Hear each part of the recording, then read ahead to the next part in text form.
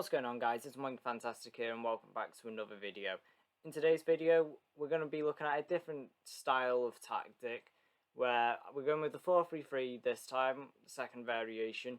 I haven't really done anything with the 4-3-3s. They were my go-to formations in FIFA 20, 21 and now they're starting to become it in FIFA 22.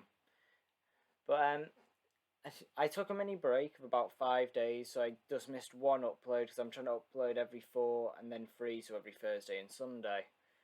However, I took a mini break because I was just a bit too busy, and then UK had a bit of a heat wave, so I didn't feel like recording, so it got a bit messy.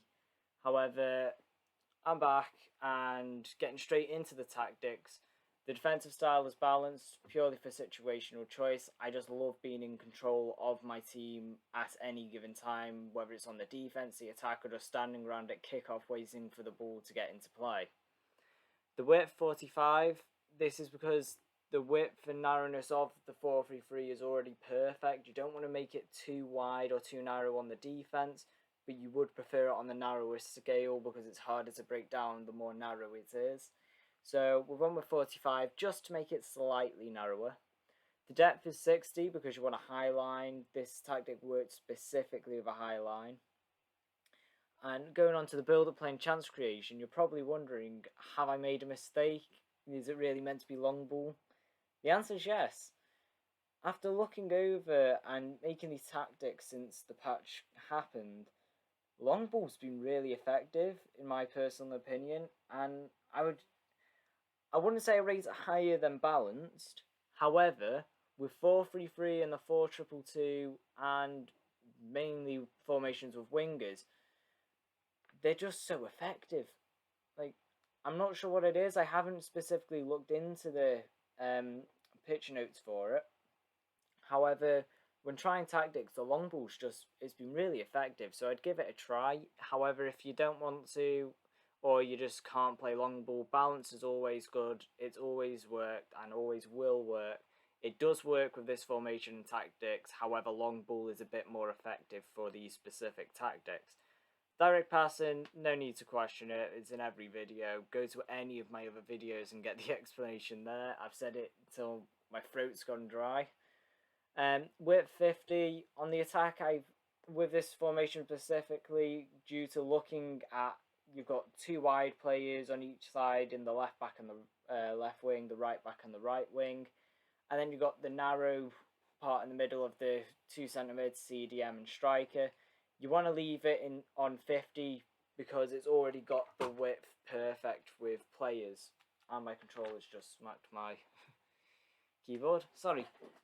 Yes, you want to keep it perfectly between players in the box. I've got it on 6. You can drop down to 5. You can go up to 8. However, 6 I feel is a sweet point with this formation because it works with both counters, getting players into the box, but also on slow build-ups. It also doesn't put too many in the box.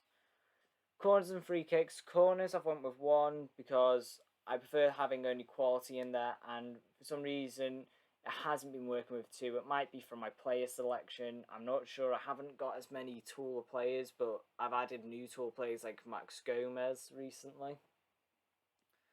And free kicks 2, it's just to have some crowding in the box, but also have class on outside the box.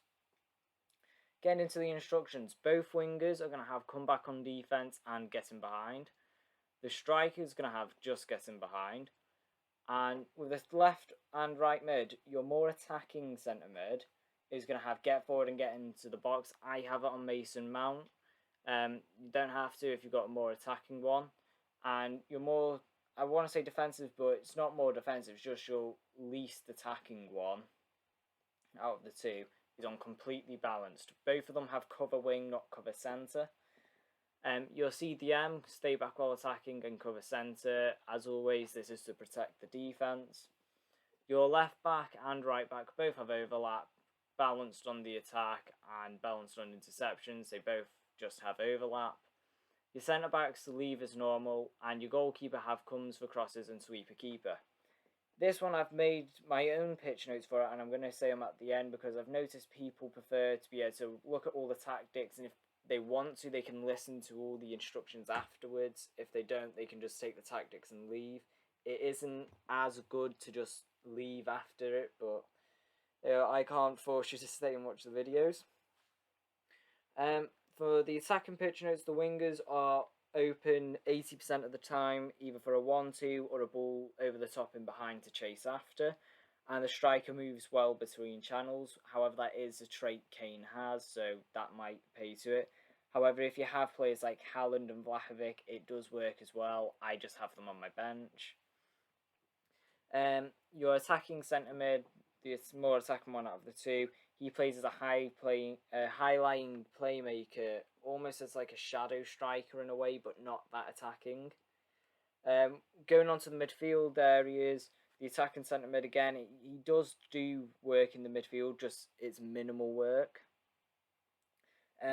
Your less attacking centre mid, the one you have on completely balanced, he plays as a central ball switcher, so he'll run between both sides of the pitch, but stay in the middle of the pitch, and he'll send it across to both wings or both wing backs. I'm not sure whether that's just something Emerson does, but he's been doing it well, so I've taken Grealish out for him. That's how well he's been doing.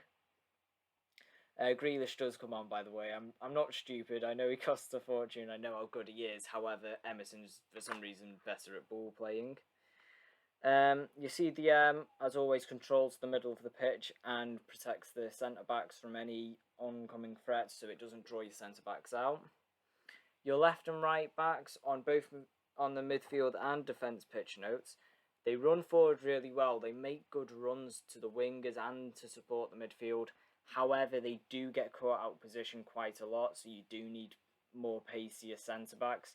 However, let's face it, it's July. If you don't have pacey centre-backs, what have you been doing for the last 2-3 months? And for the goalkeeper, I cannot stress this. Whether you have a fast goalkeeper or not, I've got Peter Schmeichel. I did have Alisson, but he annoyed me.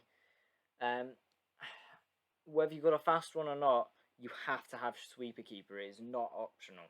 If you do not have sweeper keeper, you do not stand a chance. You do not stand a chance against any of the speed demon attackers that can just run at you and belt the ball at the keeper. Because if he's not meeting them part way, there's too much of a goal that he cannot cover.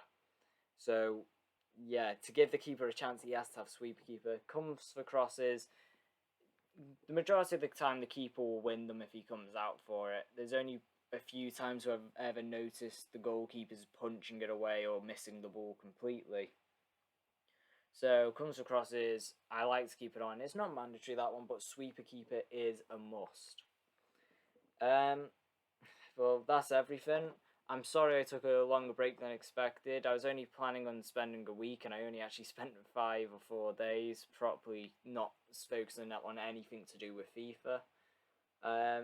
So yeah, the schedule is going to be Thursday and Sundays. That's going to be the aim.